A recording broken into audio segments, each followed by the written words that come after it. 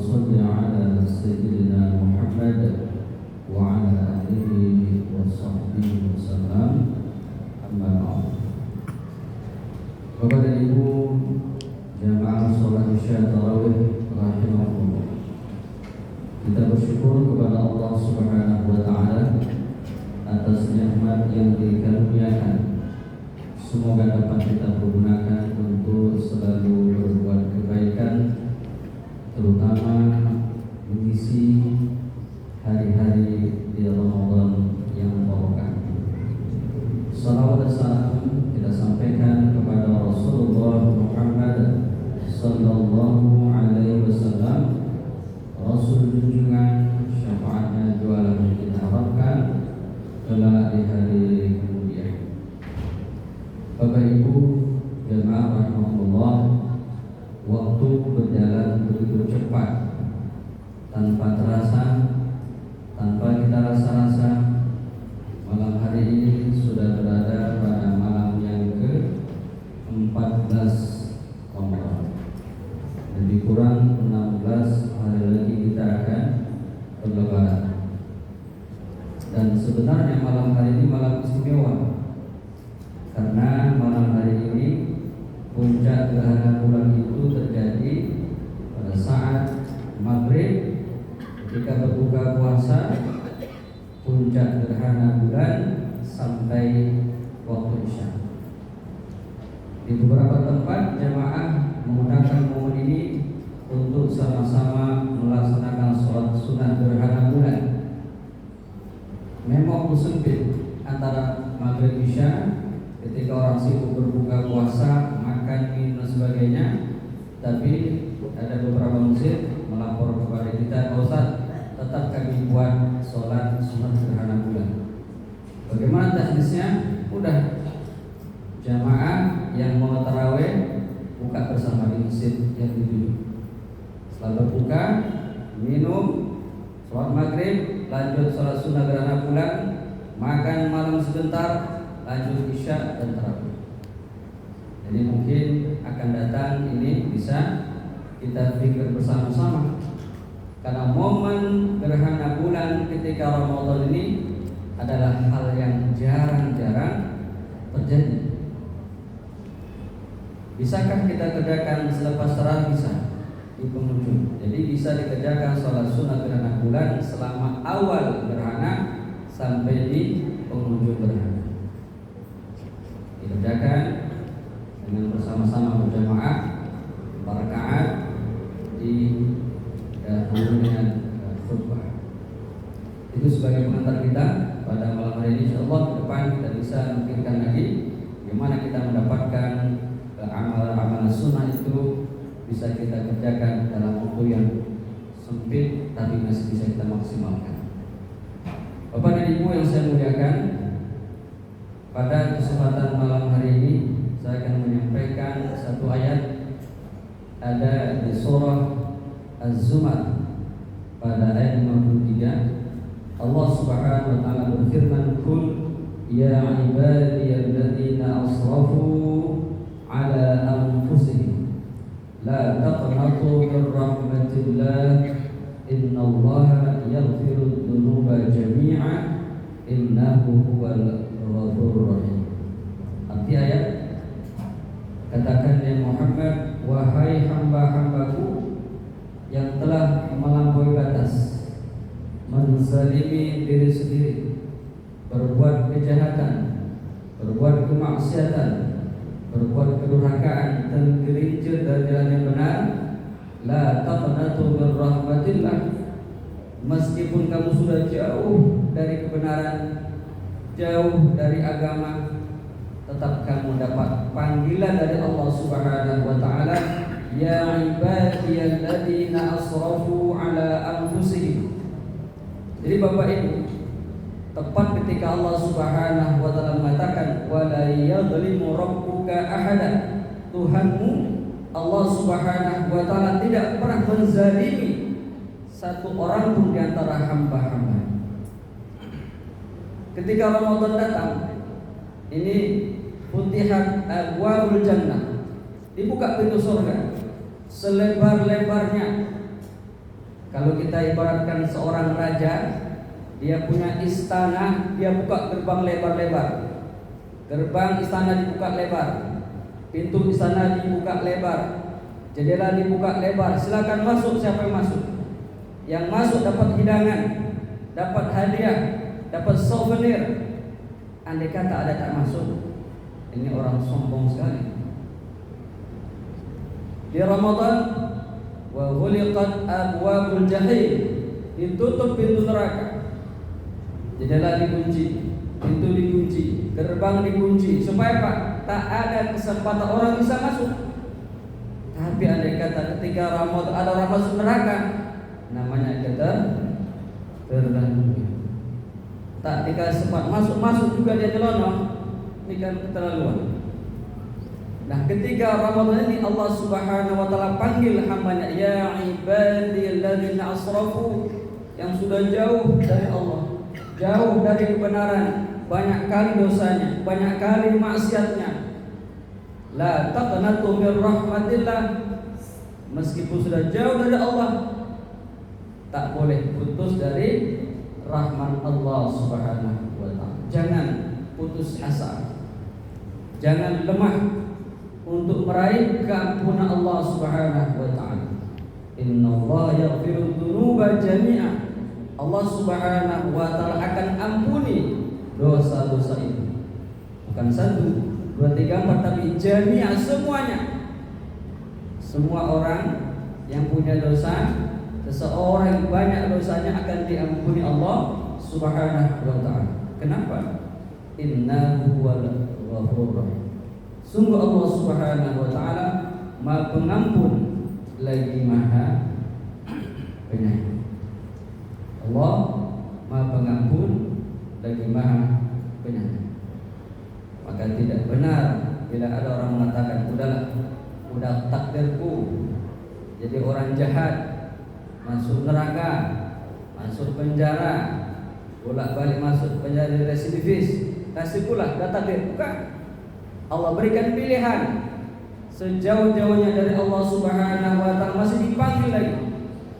Ibarat seorang ayah punya anak yang lasak, jauh dia merantau tak pulang-pulang, dipanggil, wahai anakku, kembalilah kepada ayah. Kembali dan kembali. Allah Subhanahu wa taala panggil hambanya untuk memohon keampunan kepada Allah Subhanahu wa taala, dan diberikan garansi sampai yang minta ampun, minta maaf, akan diampuni oleh Allah Subhanahu wa taala.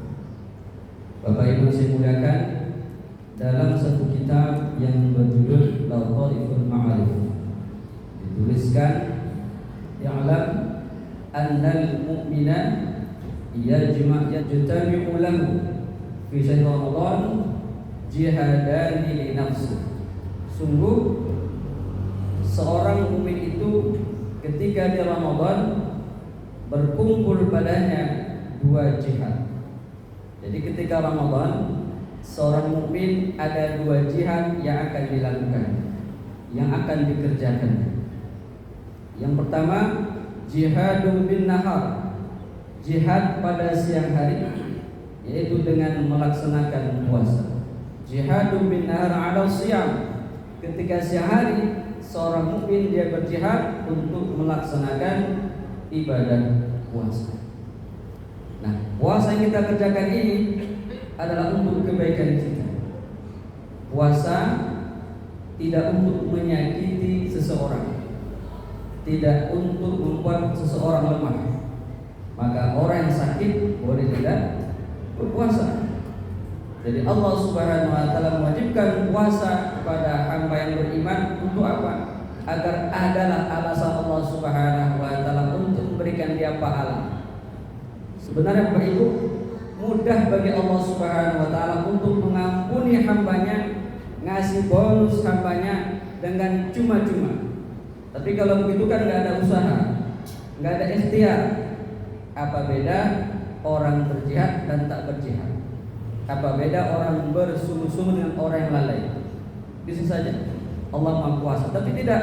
Allah berikan kesempatan kepada seorang mukmin ketika Ramadan dia berpuasa sebagai bentuk jihad untuk melawan keinginan hawa nafsunya, yang terkadang nafsu itu akan menjerumuskan dia kepada hal yang tak benar.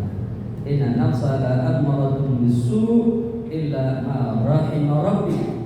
Nafsu itu bila tidak dikasih Allah Subhanahu wa taala, dia akan diam, akan jahat dan akan berbuat yang tak benar.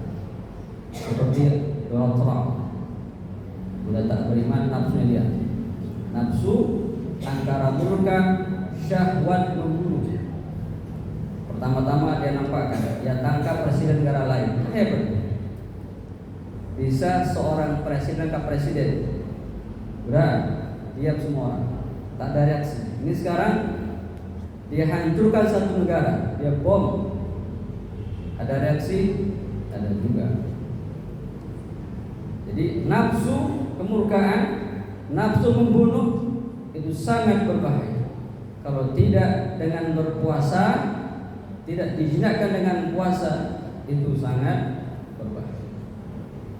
Jihad seorang mukmin ketika puasa dengan ketika Ramadan dengan berpuasa. Yang kedua, jihadun bil lail, jihad di waktu malam, alal qiyam, yaitu dengan menegakkan ibadah salat, salat isya, tarawih, witir, salat-salat sunnah, berzikir, beriktikaf, bersedekah, membaca Al-Quran. Jadi siang malam berjihadlah seorang mukmin itu ketika bulan Ramadan. Ketika malam seperti malam hari ini, kita meskipun agak-agak lapar, agak-agak hoyong, kenapa? Minum sedikit, makan sedikit. Kalau kebanyakan terduduk kita, tak bisa ke masjid. Tapi kondisi masih lemah, masih belum stabil, kita kuatkan badan kita, bergerak ke masjid untuk beribadah, melanjutkan jihad pada siang hari yang berpuasa, diteruskan pada malam hari untuk ditundukkan dan tunduk kepada Allah Subhanahu wa taala dengan melaksanakan ibadah. Jadi 24 jam nafsu ini kita tundukkan untuk berjihad menegakkan agama Allah Subhanahu wa taala. Dan dituliskan faman jama'a hadail jihadaini, siapa yang mengumpulkan, merangkum dua jihad ini, jihad pada siang hari, pada malam hari, dan dia tunaikan dengan penuh kesungguhan, dengan penuh ketekunan, dengan penuh keikhlasan, wafa ajrahu bi ghairi hisab, maka Allah Subhanahu wa taala akan memberikan dia upah pahala tanpa batas. Jadi Bapak Ibu, pahala puasa itu tak ada batasan. Tak tahu kita berapa jumlah angka yang diberikan Allah Subhanahu wa taala sebagai balasan pahala puasa yang kita kerjakan. Termasuk malam hari ini kita bertarawih, baca Al-Quran, mendengarkan tausiah, mendengarkan ilmu agama, sembari bersedekah berinfak. Ini pahala ditaburkan Allah Subhanahu wa taala bi ghairi hisab. Cuman kita kadang-kadang habis tarawih menghisab, ya Pak.